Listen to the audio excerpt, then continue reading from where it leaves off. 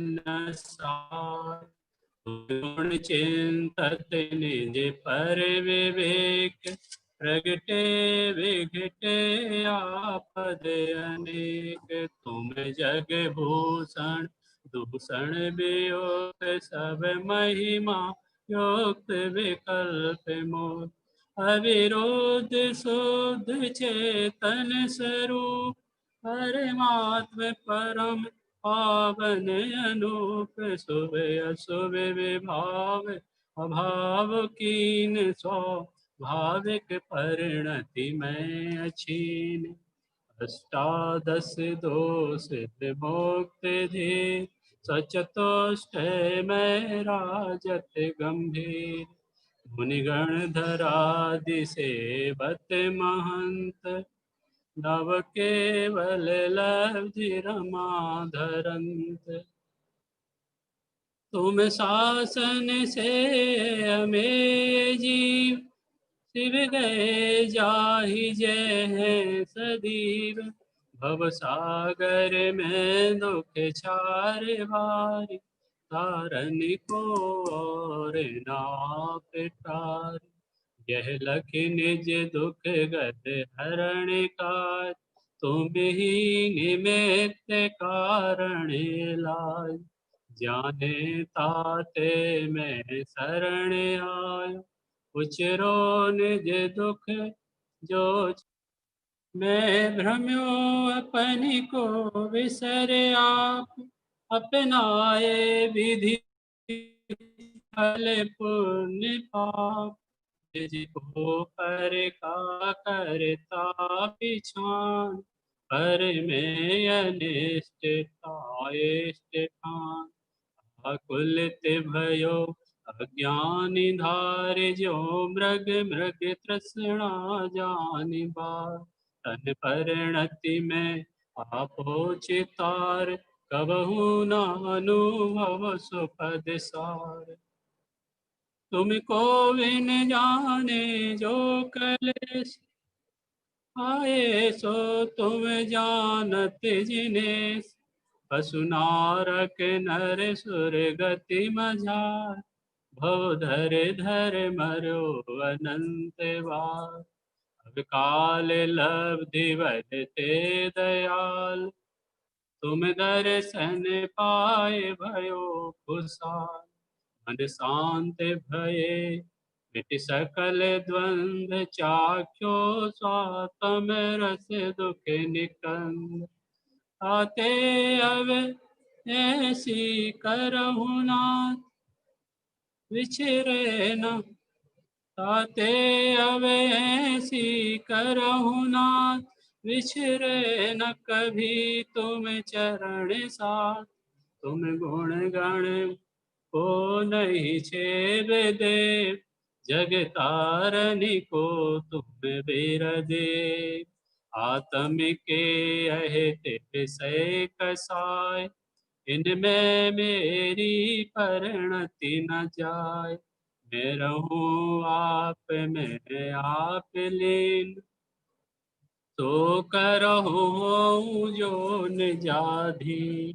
मेरे न चाहे कछु औरी, रत्नात्रय निधि दीजय मुनीस।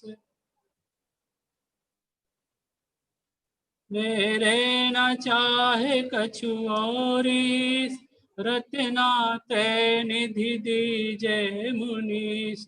मुझ कारज के कारण सुआप शिव, करहु हरहु मम मोह ताप। शशि शांति करन तप हरन हेत, स्वयमेव तथा तुम कुशल देत। पीवत पीयूष जो रोग जाय, त्यों तुम अनुभव ते भव न साय। त्रिभुवन तिहु काल मझारे को, नहीं तुम बिन निज सुखदाय होय। मोर यह निश्चय भयो आज, दुख जलधि उतारन तुम जहाज। तुम गुण गण मणि गणपति, गणत न पावहि पार। बोल शिल्पमति किम कहे, नमः त्रियोग संहार। मंगलाचरण प्रारंभ करते हैं। नमो अरिहंताणं, नमो सिद्धाणं, नमो आयरियाणं, नमो अध्यायाणं, नमो लोये सव्यसाहुणम्। मंगलम भगवान वीरो, मंगलम गौतमो गणी, मंगलम कुंद कुंदार्यो, जैन धर्मोस्तु मंगलम। सर्वमंगल मांगल्यम, सर्वकल्याणकारकम, प्रधानां सर्वधर्माणां, जैनम जयतो शासनम, जैनम जयतो शासनम। गीता विज्ञान पाठमाला भाग 1 पहला पाठ देव स्तुति हम पढ़ रहे हैं। देव स्तुति में हम सभी भगवान के गुणों को स्मरण करते हुए उनके जो अनंत गुण हैं, उनके जो अनंत चतुष्टय हैं, वो कौन कौन से दोषों से रहित हैं, उन सब बातों का विचार करते हुए हम इस नतीजे पे पहुँचे हैं कि हे भगवान, हम आपके जैसा बनना चाहते हैं और आप ही हो जो मुझे आपके समान बना सकते हो। कोई दूसरा इस जगत में कोई है नहीं जो हमें आपके समान बनाने में समर्थ हो। कल हमारी चर्चा छठवें छंद के आधार से चली थी, उसको एक बार अपन पढ़ते हैं, फिर अपन आगे बढ़ेंगे। अष्टादश दोष विभुक्त धीर, सचतुष्ट में राजत गंभीर, मुनि गण धरादि। से भगवान संसार में जो दोष कहे जाते हैं, जन्म मरण आदि, राग द्वेष आदि, चिंता, श्वेत खेत, ये जो भी जगत में जितने भी प्रकार के दोष हैं, उन सारे दोषों का क्या किया, दोषों से रहित हो, विमुक्त हो। फिर क्या हो, आपके अनंत चतुष्टय हैं। तो चतुष्टय वो कैसे हैं आप में? तो बोले स्व चतुष्टय में राजत गंभीर, कि आप स्व चतुष्टय में ऐसे विराजमान हो कि आपके अंदर में जो स्व चतुष्टय प्रकट हुए हैं, उनके साथ में आप गंभीर हो, उनके साथ में आप तन्मय हो, इसलिए आप क्या हो, गंभीर हो। और फिर क्या कहा कि बोले मुनि गणधर आदि सेवत महंत, कि मुनि गणधर आदि सेवा करते हैं आपकी। कल बात करी थी कि वो इतने महान हैं, मुनिराज को आप कम समझ रहे हो क्या? मुनिराज शहंशाह हैं, शहंशाहों में भी शहंशाह, माने मुनिराजों को देवता लोग नतमस्तक होते हैं मुनिराजों को, ख्याल में आया? और फिर नतमस्तक होते हैं गणधर मुनिराज जो हैं, वो तो साक्षात भगवान की साक्षी में समोसरण में विद्यमान रहते हैं। और फिर मुनि गणधर आदि सेवत महंत, नव केवल लब्धि रमा धरंत। ठीक है कि भाई आपकी जो सेवा है वो मुनिराज और गणधर आदि महान पुरुष भी करते हैं, और वो महान पुरुष ना केवल आपकी सेवा करते हैं, आपके जैसे बनने की भावना भी उनकी है, इसलिए वो आपके ही मार्ग पे चल रहे हैं। ऐसा नहीं है कि वो मार्ग तो कोई दूसरा अपनाए हो और आपकी सेवा कर रहे हो, ऐसा नहीं है। सेवा का मतलब ही ये है कि आपके द्वारा जो बताया गया मार्ग है, वो मार्ग ही उनने अपनाया है, वो मार्ग ही वो अपना रहे हैं। ख्याल में आया? अब क्या कह रहे हैं कि नव केवल लब्धि रमा धरन, कि भगवान आपने, आपका जो केवल ज्ञान है, आप केवली है ना, अरहंत परमात्मा है, वीतरागी हैं, सर्वज्ञ हैं, तो आपके साथ में जो केवल ज्ञान है, केवल ज्ञान प्रकट हुआ, केवल ज्ञान जो है उसके साथ में जो प्रकट होता है वो लब्धियां प्रकट होती हैं, वो 9 लब्धि बोली जाती है। 9 प्रकार की लब्धि प्रकट होती है केवल ज्ञान के साथ में। एक छायक लब्धियां होती हैं, तो उन छायक लब्धियों से क्या हो आप कि उसको धारण करने वाले हो। ये क्या होती है 9 लब्धियां?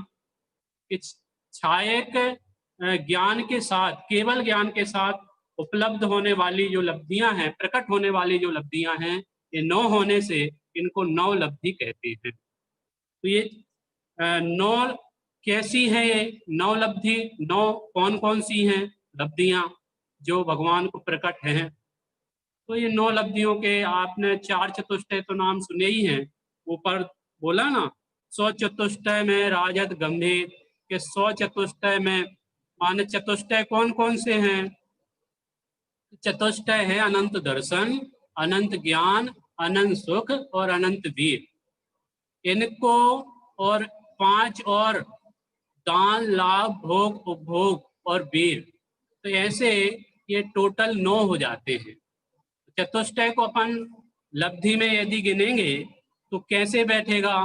तो बोले छायक ज्ञान, पहला ज्ञान है ना, दर्शन ज्ञान, तो अनंत दर्शन अनंत ज्ञान, तो अनंत ज्ञान कहो या छायक ज्ञान कहो या केवल ज्ञान कहो, ये पहली लब्धि। ठीक है। दूसरा है छायक दर्शन, ख्याल में आया? छायक दर्शन, छायक दर्शन कहो अथवा अनंत दर्शन कहो, ये एक ही बात है। तो दूसरी लब्धि क्या हो गई? छायक दर्शन। तीसरी लब्धि है छायक सुख, छायक सुख, छायक सुख कहो या अनंत सुख कहो। अनंत चतुष्टय में अनंत सुख कहा था, यहाँ पे उसको कहेंगे अनंत छायक सुख। ठीक है।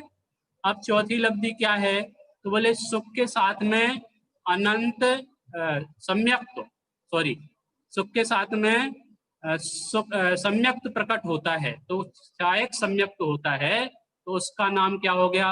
अगली लब्धि कौन सी हो गई? छायक सम्यक्त या छायक चारिक, ख्याल में आया? और अगली लब्धि में फिर छायक दान, फिर छायक लाभ, छायक भोग, छायक उपभोग और छायक वीर। छायक वीर कहो या अनंत वीर कहो, ऐसे ये 4 चतुष्टय और दान, लाभ, भोग, उपभोग, वीर, इस प्रकार से ये 9 लब्धियां भगवान को केवल ज्ञान के साथ प्रकट होती हैं, इसलिए इनको 9 लब्धियां बोला जाता है। भगवान आप इन लब्धियों को धारण करने वाले हो। क्या बोला? नव केवल लब्धि रमा धरंत, हे भगवान आप इन 9 लब्धियों को धारण करने वाले हो। यदि आप तत्वार सूत्र में पढ़ोगे तो तत्वार सूत्र में भी इनके नाम आपको मिल जाएंगे। ठीक है। छायक भाव वाले प्रकरण में ये 9 लब्धियों को आप वहां से भी जान सकते हो। देखिए अब क्या कह रहे हैं, क्योंकि भगवान को हमने भगवान के स्वरूप को जाना, तो भगवान के स्वरूप को जान के और हमें कुछ फायदा होता है, तो और क्या फायदा?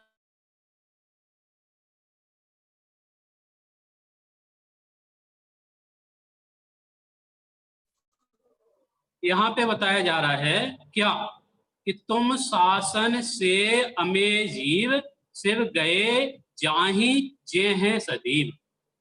क्या बोला कि तुम शासन से अमे जीव, कि हे भगवान आपका शासन, शासन क्या होता है?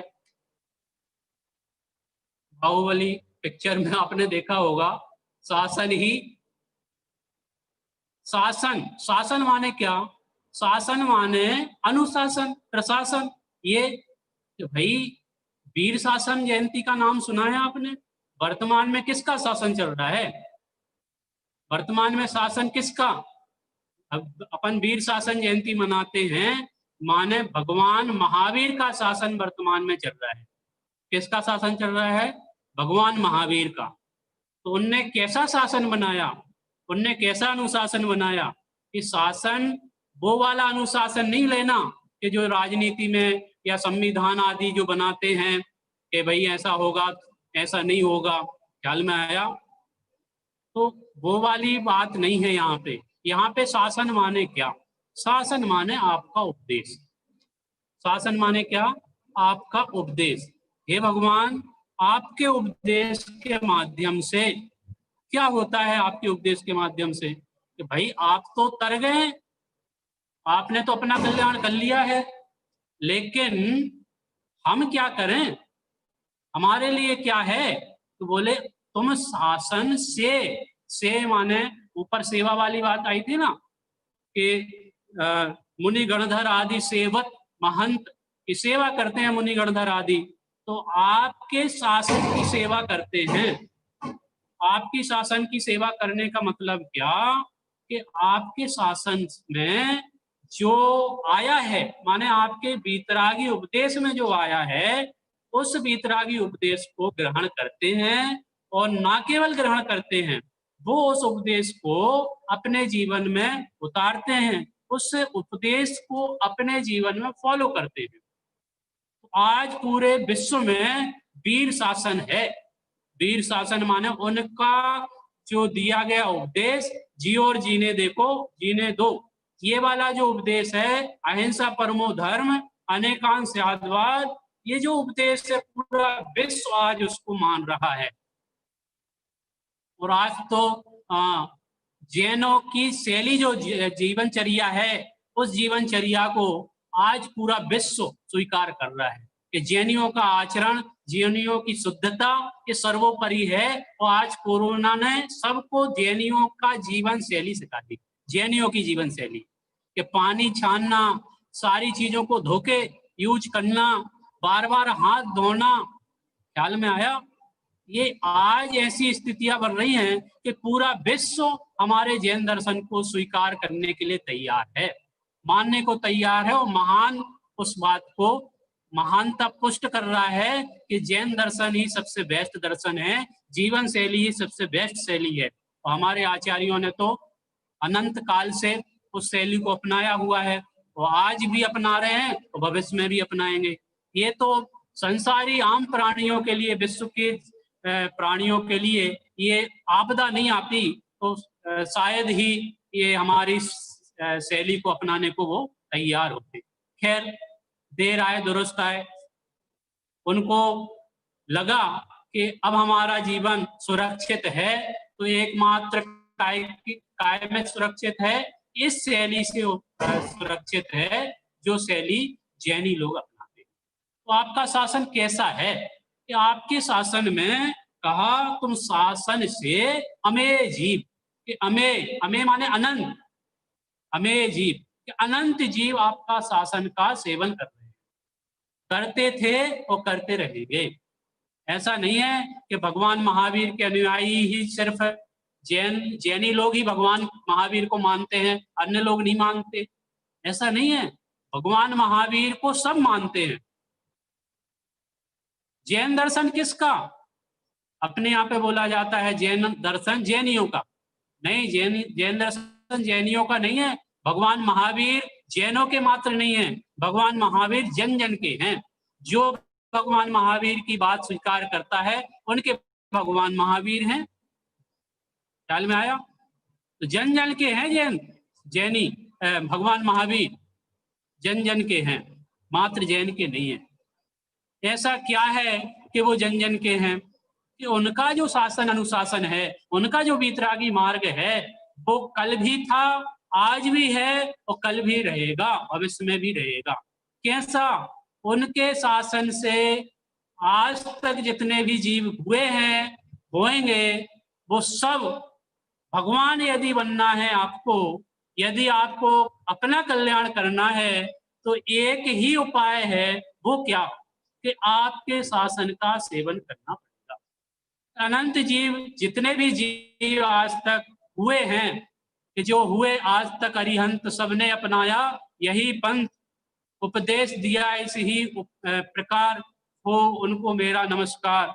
एक ही उपदेश दिया है। क्या उपदेश दिया है? कि यदि आपको अपना कल्याण करना है तो आपको अपनी आत्मा का अवलंबन लेना पड़ेगा। भगवान ने क्या किया? उन्होंने कैसा अनुशासन बनाया जो आज भी प्रासंगिक है तो भविष्य में भी रहेगा। कैसा अद्भुत है उनका दर्शन जो आज भी मानने को तैयार हैं लोग। वो तो कब हुए हैं, उनकी अपन ने कौन सी जयंती मनाई, 2647वीं जो भी है, तो वो तो उस समय हुए थे, लेकिन उनका शासन आज भी चल रहा है वर्तमान में। तो उसके पीछे रीजन क्या है कि उनने जो उपदेश दिया है ना, वो सार्वजनिक और सार्वभौमिक है। सार्वभौमिक है उनका दर्शन, सार्वभौमिक है उनका उपदेश। सबके जीवों के उदय की बात उनके उपदेश में आई है, सबके जीवों के कल्याण की बात उनके उपदेश में आई है। इसलिए उनका उपदेश, उनका जो शासन है वो सबके लिए सेवन योग्य है। इसलिए यहाँ पे कहा तुम शासन से अमेय जीव, तुम शासन से अमेय जीव।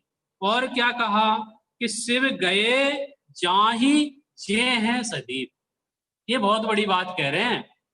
क्या बोला जा रहा है कि भगवान आपका शासन मुनिराजों ने, गणधरों ने, महापुरुषों ने, विद्वानों ने, जिन जिन ने अपनी भावना भाई कि मेरा कल्याण होना चाहिए, मैं अपने कल्याण, आत्म कल्याण की भावना से आपका उपदेश सुन रहा हूं, तो वो सारे के सारे जीव क्या हो रहे हैं कि शिव गए जाहि जे हैं सदीप। शिव गए कि आज तक जितने मोक्ष गए हैं, और जाहि, जाहि मतलब जाहि जय हैं कि शिव गए हैं, माने भूतकाल में जितने भी सिद्ध हुए हैं, वर्तमान में हो रहे हैं और भविष्य में होंगे। ये वर्तमान में कहाँ हो रहे हैं सिद्ध? वर्तमान में सिद्ध होने का कोई उपाय है क्या? यहाँ से मोक्ष जा सकता है जी, या जा तो रहे? ऐसा कोई समय नहीं जाता जिस समय सिद्ध ना होते हो। माने जिस समय का मतलब 6 महीना 8 समय में 608 जीव हमेशा से सिद्ध होते आए हैं, सिद्ध हो रहे हैं और सिद्ध होंगे 6 महीना 8 समय में। ये निक्की है, इतने में 608 जीव जाना है, जाना है और जाना है। तो वही वर्तमान में जा रहे हैं, हाँ, यहाँ से नहीं जा रहे हैं तो विदेश से जा रहे हैं। विदेश क्षेत्र में तो अभी भी शासन चल रहा है, श्रीमंदर आदि विद्यमान भी, तीर्थंकर आज भी विद्यमान है, उनका उपदेश हो रहा है। ख्याल में आया? तो ये सब उनका शासन है। ख्याल में आया? और क्या कह रहे हैं कि आप क्या बोलते हैं, शांति पाठ में पढ़ते हो ना, क्या पढ़ते हो शांति पाठ में कि जब लो नहीं शिव लहू तब लो, देह यह नर पावना, सत्संग शुद्धाचरण, श्रुत अभ्यास आत्म भावना। क्या बोला? शांति पाठ के माध्यम से हम क्या भावना भाते हैं कि जब लो नहीं शिव लहू, जब तक मैं शिव पद प्राप्त ना करूं, वैसे तो जो भी शिव पद प्राप्त करेंगे तो आपके शासन का सेवन करके ही करेंगे, लेकिन अभी वर्तमान में मैं शिव पद प्राप्त ना करूं तो क्या करूं? उसका क्या उपाय है कि मैं शिव पद प्राप्त कर सकूं? तो उसके लिए शांति पाठ में हम भावना भाते हैं, शिव गए सॉरी जब लो नहीं शिव लहू तब लो, देह यह नर पावना। कि तब लो क्या करूं कि जब लो मैं शिव ना लहूं, प्राप्त ना करूं, मोक्ष पद की प्राप्ति ना होवे, तब लो क्या करूं? तब तक क्या करना चाहिए? तो बोले सत्संग शुद्धाचरण श्रुत अभ्यास आत्म भावना। ये जो लाइन है ये आप अपने जीवन में गांठ बांध लीजिए। ये महामंत्र है। क्या है महामंत्र? हमने तो अभी तक नमोकार को महामंत्र माना, वो तो नमोकार मंत्र महामंत्र है ही, क्योंकि उसमें जो पंच परमेष्टि हैं वो होते थे, होते हैं और भविष्य में भी होंगे। माने वो जिस नमोकार मंत्र में पंच परमेष्टि भगवान को याद किया, स्मरण किया, वो पांचों परमेष्टि शाश्वत पद हैं, शाश्वत पद है, त्रिकाली पद है। वो कभी ऐसा नहीं हुआ आज तक कि वो पद ना रहे हों, आज तक कभी ऐसा हुआ नहीं। तो मैं जब तक शिव पद को प्राप्त ना करूं तब तक मैं क्या करूं? तो उसके लिए एक उपाय है, ये महामंत्र। क्या? ये महामंत्र बोल रहे हैं कि सत्संग, सत्संग। आप क्या करो कि सत्संग करो। आज कोरोना की महामारी से आकुल व्याकुल हो रहे हैं लोग, व्याकुलित हो रहे हैं। उनको समझो घर में बैठने में कंटाला आ रहा है, परेशानी हो रही है।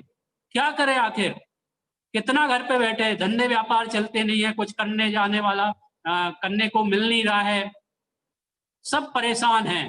तो बोले क्या करो, परेशानी दूर करने का कोई उपाय है आपके पास? हाँ है। क्या करो? सत्संग। ये सबसे बड़ा उपाय है आज की डेट में। क्या करो? ऑनलाइन के माध्यम से सत्संग करो। वो कल से महाशिविर लगने वाला है, ई शिविर, जैन ई शिविर का आगाज होगा। 13,000 लगभग रजिस्ट्रेशन हो चुके हैं, जिसमें कल 10 बजे उसका उद्घाटन है, महाशिविर का, ई महाशिविर का। उसके माध्यम से आप क्या करो कि सत्संग, सत्संग करो। सत्संग नहीं करोगे तो आपका मोक्ष होना संभव नहीं है। तो सत्संग कर लेंगे तो हो जाएगा। भैया सत्संग कैसे करना कि भाई मात्र सत्संग में मस्त नहीं हो जाना।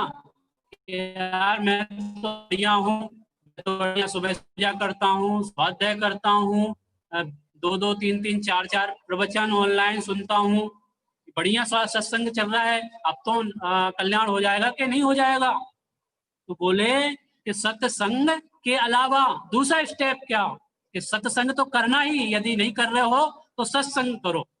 जो सत्संग नहीं कर रहा है उसको सत्संग करने की प्रेरणा दी गई। और जिनको सत्संग में जो है, वर्तमान में जो इन विषम परिस्थितियों में भी स्वाध्याय सुन रहे हैं, स्वाध्याय कर रहे हैं, और स्वाध्याय से अपने जीवन में चिंतन मनन की भावना लेके अपने जीवन को नवनिर्माण की ओर लगा रहे हैं, उनके लिए अगला कदम क्या? तो बोले शुद्धाचरण, कि मात्र सत्संग नहीं करना, सत्संग के साथ में यदि उन सत्संग के उपदेश से, सत्संग से यदि आपको कुछ खास मिला हो, कुछ आपको सीखने की प्रेरणा मिली हो, तो उसमें उस प्रेरणा को लेकर आप क्या करें कि बोले शुद्धाचरण। क्या करो? तो शुद्धाचरण करो। शुद्ध आचरण होना चाहिए आपका। वर्तमान स्थिति में आज एक एक मानव, आज एक एक व्यक्ति शुद्ध आचरण करने के लिए मजबूर हो गया है। ये तो मजबूरी में करना पड़ रहा है उसको, लेकिन वास्तव में यदि कुछ करने जैसा है तो वो ही है कि शुद्धाचरण। शुद्ध आचरण अपने जीवन में अपनाओ तो आपका कल्याण निश्चित है, निश्चित है और होगा। तो बस इतने में मस्त हो जाए अपन, सत्संग कर लिया, शुद्धाचरण, मुनि व्रत धारण कर लें, नियम ले लें, ख्याल में आया? तो उसके आगे भी कहते हैं, बोले सत्संग शुद्धाचरण श्रुत। श्रुत मानो सुनो, किसको? जिनवाणी को, ज्ञानियों के वचनों को, विद्वानों के प्रवचनों को, उपदेश को। ज्ञानी जनों के सत्संग में आप उनकी देशना को सुनो। गुरुदेव जी, गुरुदेव श्री के आज की डेट में वीतराग वाणी पर हजारों की संख्या में प्रवचन उपलब्ध हैं, हजारों की संख्या में। 9,000 से अधिक प्रवचन आज आप घर बैठे अपने मोबाइल पे सुन सकते हो, वीतराग वाणी ऐप डाउनलोड करके। आप जैसा चाहो वैसा आप उपयोग कर सकते हो इस मोबाइल का। आप चाहो तो इसका दुरुपयोग भी कर सकते हो। टेक्नोलॉजी है, इसका उपयोग भी हो सकता है और दुरुपयोग भी हो सकता है। उसके लिए हमें वाद विवाद का विषय रखना पड़ेगा और उसके ऊपर वाद विवाद करना पड़ेगा, वो विषय हमारा नहीं है। हम तो बात ये कर रहे हैं कि हम जब तक शिव पद को प्राप्त ना करें तब तक हमारे लिए कोई उपाय है, तो वो क्या है? तो बोले सत्संग, शुद्धाचरण, श्रुत, अभ्यास। क्या बोलो? ना केवल सुनना, मात्र सुनना, ये इससे काम नहीं बनेगा कि भाई हम सुन लेंगे, 2 टाइम सुबह भी सुनते, शाम को सुनते, दोपहर में भी सुनते हैं। ऑनलाइन बढ़िया बढ़िया प्रवचन आ रहे हैं, एक से एक विद्वानों के, एक से एक विषय, चारों अनुयोगों की कक्षाएं संचालित हो रही हैं। आपको बस उस लिंक को टच करने की आवश्यकता है और आप अपना मन चाहा माने आपकी जो इच्छा हो, जो अनुयोग सुनना चाहते हो, वो अनुयोग आपको सुनने को मिल जाएगा आज की स्थिति में। तो मात्र सुनना नहीं है, सुनने के अलावा क्या करना है, तो श्रुत अभ्यास आत्म भावना, कि भाई सुनो, इसका निरंतर अभ्यास करो। सुनने के बाद क्या करो, कि सुनने के बाद हमारे जीवन में ये चीज अप्लाई कैसे हो। यदि आपके सुनने से आपकी कसाय त्रस नहीं होती, कसाय घटती नहीं है, आपकी मायाचारी घटती नहीं है, आपका लोभ घटता नहीं है, आपका मान घटता नहीं है, तो आपका सुनना सार्थक नहीं है। सुनना उसका सार्थक है जिसका क्रोध मान माया लोभ पापाचार सप्तव्यसन की विषय भोग की अभिलाषा छूट जाए, और क्या हो कि श्रुत अभ्यास आत्म भावना, कि अपने अंदर में आत्मा की तीव्रतम भावना हो कि मैं तो इस भाव में अपने आत्मा का कल्याण करूंगा करूंगा और करूंगा, तब तो आपका कल्याण होगा। नहीं तो अब बस बोलते ही रहोगे कि तुम शासन से अमेय जीव शिव गए जाहि जे हैं सदैव। जो चले गए, जो जा रहे हैं और जो जाएंगे, आपके शासन का अनुपालन करके, आपके मार्ग का अनुसरण करके ही जाएंगे, जा रहे हैं और जाते रहेंगे। ये है, ये नहीं है कि बस उपदेश सुन लिया बस हो गया काम। और उसमें ही अपन को ऐसा लगता है कि हम तो इतना बढ़िया काम कर रहे हैं, आप क्या कर रहे हो, आपको तो फुर्सत नहीं है टीवी देखने से, आपको तो फुर्सत नहीं है काम से, आपको तो फुर्सत नहीं है काम से। हम तो कम से कम स्वाध्याय सुन तो रहे हैं। ये सुनने की मनाही नहीं है, लेकिन सुनकर क्या करना, कि हमारे जीवन में वो आत्म भावना जागृत होना चाहिए। कैसी आत्म भावना, कि हमें स्यो मोक्ष पद चाहिए चाहिए और कैसे भी करके चाहिए, तब तो आपका काम बनेगा, अन्यथा काम नहीं बनने वाला। इसलिए यहाँ पे हमको लाभ बताए जा रहे हैं कि हे भगवान, आप बीतरागी हो, आप सर्वज्ञ हो, आप हितोपदेशी हो, आप अनंत चतुष्ट से संयुक्त हो, आप 18 दोषों से मुक्त हो, आपके मुनि गणधर आदि सेवा करते हैं। तो हमको क्या, तो हमको ये है कि बता रहे हैं भगवान कि तुम शासन से अमेय जीव शिव गए जाहि जय हैं सदैव। आगे क्या कहा कि भव सागर में, क्या बोला, भव सागर में दुख छारी भारी। क्या बोला कि भैया, यदि आपको भरोसा नहीं है, आपको तो ये नक्की नहीं है कि संसार में दुख है, और वो दुख कैसा, कि छारी भारी, छार वाला दुख है। छार माने पूरा विश्व, ये पूरा भव कैसे भरा हुआ है, खारे पानी से भरा हुआ है। तो खारा पानी किस बात का, कि दुख रूपी खारा पानी। इस भव समुद्र में क्या लबालब भरा हुआ है, कि दुख रूपी खारा पानी भरा हुआ है। तो भाई दुख रूपी खारा पानी भरा हुआ है, और हम क्या बोलते हैं कि भव वन में जी भर घूम चुका, कण कण को जी भर भर देखा, मृग सम मृग तृष्णा के पीछे मुझको ना मिली सुख की रेखा। तो भाई ये जगत में आप जिस जिसको सुख का कारण हेतु मानते हो, वो कण कण हमने देख लिया।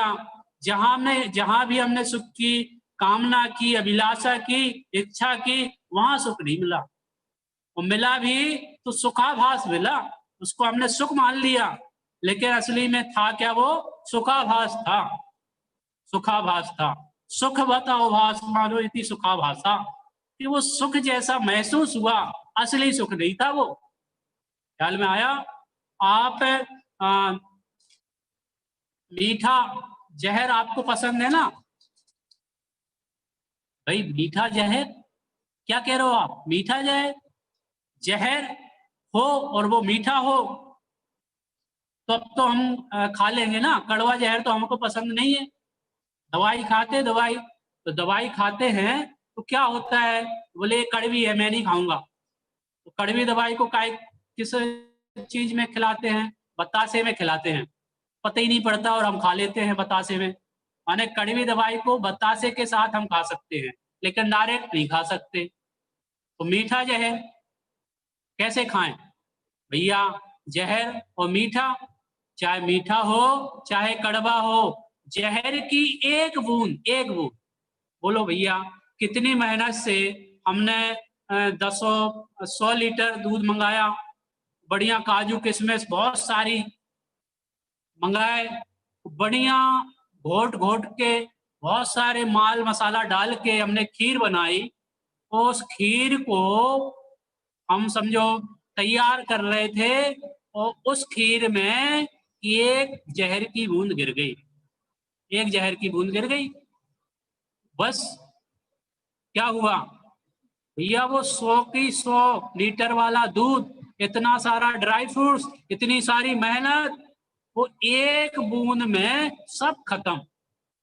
बोलो वो मेहनत और वो सारी चीज अपन आपको पता पड़ जाए कि भैया इसमें जहर की एक बूंद मिल गई है, खा लो, क्या दिक्कत है, तुमने इतनी मेहनत से बनाया है, खाओगे, बहुत भी पसंद होगा ना। और आपको पता पड़ जाए इसमें जहर मिला है, जहर का मतलब हम जहर पिएंगे तो मर जाएंगे। मरना आज की डेट में कोई नहीं चाहता है। अरे हम उसी बात का निर्णय कराने के लिए यहाँ पे समझो बोल रहे हैं कि भाई तुम अजर अमर हो वास्तव में। आप इस कोरोना से मत डरो, इस कोरोना से मत डरो। ये कोरोना तो आपका वर्तमान पर्याय नष्ट कर सकता है, लेकिन वास्तव में आपके अनंत भाव ये ही यूं ही निकल गए। जन्म मरण से, अनादि काल से जन्म मरण करते आए और अनंत काल ऐसे ही निकल जाएगा यदि वर्तमान में आपने अपने कल्याण की भावना नहीं बनाई, संजोई नहीं। तब तो आपको ये निर्णय करना पड़ेगा कि शिव गए जाहि जे हैं सदैव, भव सागर में वास्तव में यदि हमको दुख आभासित हो, ये निर्णय ही नहीं है कि भैया भव सागर में दुख है। इस भव सागर से तीर्थंकर भगवान भी डरे। गए तीर्थंकर से बलि तिनकी नहीं टली, तो क्या करिए जिस पंथ चले भगवंत वही आचरिए। भगवान भी इस संसार सुभट से डरे, इस संसार सागर से डरे, तो उनने बीतरागी मार्ग अपनाया, निर्ग्रंथ मार्ग अपनाया। और क्या किया, इस उनने जो अपनाया और उसके अपनाने के बाद उनको जो मार्ग मिला वो एक अनुपम मार्ग था। भगवान बन गए उस मार्ग को अपनाकर। हमको क्या करना पड़ेगा कि भाई जो भगवान ने किया वो ही हमें करना पड़ेगा। यदि हम जो वो भगवान जैसा नहीं करेंगे तो हम भगवान तीन काल में बनेंगे नहीं। यहाँ तो भगवान बनाने की बात कही जा रही है, भगवान बनाने की, भक्त बनाने की बात नहीं कही जा रही है। यदि भक्त बनना ही है तो बहुत सारे हैं जो आपको भक्ति ही बना के रखेंगे, लेकिन यहाँ तो क्या कह रहे हैं कि भव सागर में दुख छारी वारी, कि भव सागर जो है उस भव सागर को, ऐसा भव सागर है जिसमें दुख रूपी खारा पानी भरा हुआ है लबालब। ये छारी वारी, वारी माने समुद्र, सारे दुख के पानी से भरा हुआ जो भव समुद्र है, उस भव समुद्र को तारन को और ना आप टारी। यदि उसको आपको पार करना है, उस भयानक समुद्र को जिसमें दुख ही दुख भरा हुआ है, तो क्या करो कि तारन को और ना आप टारी, कि आप ही हो जो हम सभी जीवों को इस भाव रूपी समुद्र से पार कर सकते हो। तो भैया भगवान करता धरता है क्या? वो हमको उंगली पकड़ के पार कर देंगे क्या? वो उंगली पकड़ के पार नहीं करेंगे।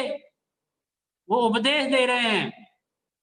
कौन सा उपदेश दे रहे हैं? कि जो उपदेश सब जीवों के कल्याण में हेतु है, सब जीवों के कल्याण में हेतु है, उनने तो उपदेश दिया है। वो आपको पकड़ के समुद्र से पार करने के लिए नहीं आएंगे ना। आज तक उनने ऐसा किया, वो तो सिर्फ उपदेश दे के चले गए। लेकिन हम भक्ति बस क्या बोलते हैं कि बस आप ही हो एक। क्यों आप हो? क्योंकि आपने वो काम किया है जो काम हमें करना है। आपने कैसा काम किया है कि आप भगवान बन गए हो, आप भगवान बन गए हो, आप अनंत सुख को प्रकट हो गए हो, आप अनंत अभिलाष सुख को प्राप्त कर लिए हो, कृत हो गए हो, कुछ करना धरना शेष नहीं रह गया, कुछ करना धरना आपको शेष नहीं रह गया। इसलिए आप ही समर्थ हो। समर्थ का मतलब क्या है कि आपका उपदेश, आपकी वितरागी छवि, आपके गुणों की अनुभूति हम अपने में करें, अर्थात हम आपके गुणों से अपने गुणों का परिचय करें, तब हमको क्या होगा कि आप निमित्त कहे जाओगे। जो जो निमित्त और उपादान दो अलग अलग चीजें हैं। निमित्त और उपादान अलग अलग चीजें कैसी कि उपादानगत योग्यता से काम होता है, निमित्त तो सिर्फ साक्षी रहता है, साक्षी रहता है, निमित्त कुछ करता नहीं है। लेकिन कहा क्या जाता है कि निमित्त ने किया, कहने में तो निमित्त आएगा, लेकिन असली कारण, असली कार्य यदि किसी के कारण हुआ है तो वो उपादान से हुआ है, उपादान से हुआ है। भगवान निमित्त कहे जाएंगे, उनका उपदेश निमित्त कहा जाएगा। जितने भी भगवान हुए हैं आज तक, जो हो रहे हैं और जो भविष्य में होंगे, उनमें सब में एक ही लॉजिक है कि वो आपका आश्रय नहीं लेते, वो स्वयं का आश्रय लेते हैं, स्वयं का आश्रय लेते हैं। तब आपको क्या कहा जाता है कि तारन को और ना आप इटारी, कि कोई दूसरा समर्थ नहीं है जो हमें इस भव सागर से मुक्त कर सके, पार लगा सके, कोई दूसरा नहीं है। आप समझ रहे हो? यदि कोई पार लगाने में, अर्थात हमारे को ये भव दुख है वास्तव में, तो इस भव दुख को नष्ट करना है तो कोई उपाय यदि है तो वो सिर्फ आप उपाय हो, कोई दूसरा उपाय नहीं है। ठीक है, तो ये उपाय यदि हम अपनाएंगे, अपनाकर यदि हम ये ठान लेंगे, लक्ष्य में ले लेंगे, गोल बना लेंगे, तो वो गोल दूर नहीं है, हम वो गोल अचीव कर सकते हैं। यदि हमने अपनी कल्याण की भावना बनाई, शिव जाएंगे तो हमने ये जाने का संकल्प लिया, मुक्तिपुरी है मेरा धाम, शुद्धात्म है मेरा नाम। यदि आप ये निर्णय कर लो कि मैं तो मुक्तिपुरी में रहूंगा और कहीं नहीं रहूंगा, जहां आदि व्याधि का काम नहीं, जहां रोग शोक का काम नहीं, खांसी जो और जुकाम नहीं, तो एकमात्र शुद्धात्मा का अवलंबन लेना पड़ेगा। और उस अवलंबन में हे भगवान आप ही क्या हो, कारणभूत हो, कारणभूत हो। इस प्रकार हमने ये 7वें छंद के आधार से अपन ने चर्चा की है, और भी चर्चा बहुत कुछ है। ये एक एक छंद में बहुत गहरे गहरे भाव छुपे हुए हैं। दौलत राम जी का जो आध्यात्मिक पक्ष है, ये आपको उनका हृदय समझ में आ रहा होगा। वो सिर्फ भगवान को किसी का कर्ता स्वीकार नहीं कर रहे हैं, वो भगवान को वितरागी ही स्वीकार कर रहे हैं। लेकिन हम यदि अपना कल्याण करेंगे तो अपने कल्याण में यदि कोई सहायक बनेगा, निमित्त कारण बनेगा, तो वो आप ही बन सकते हो, ऐसी बात उन्होंने कही है। और भी आगे बहुत सारी बातें हैं, उनकी चर्चा अपन अगले छंद में करेंगे। अभी की बात को यही विराम लेते हैं। संक्षेप में जिनवाणी विनय। निज निधि निज में बताई, यह अनंत उपकार है, उसके लिए जिनवाणी माँ को वंदना सतबार है, वंदना सतबार है।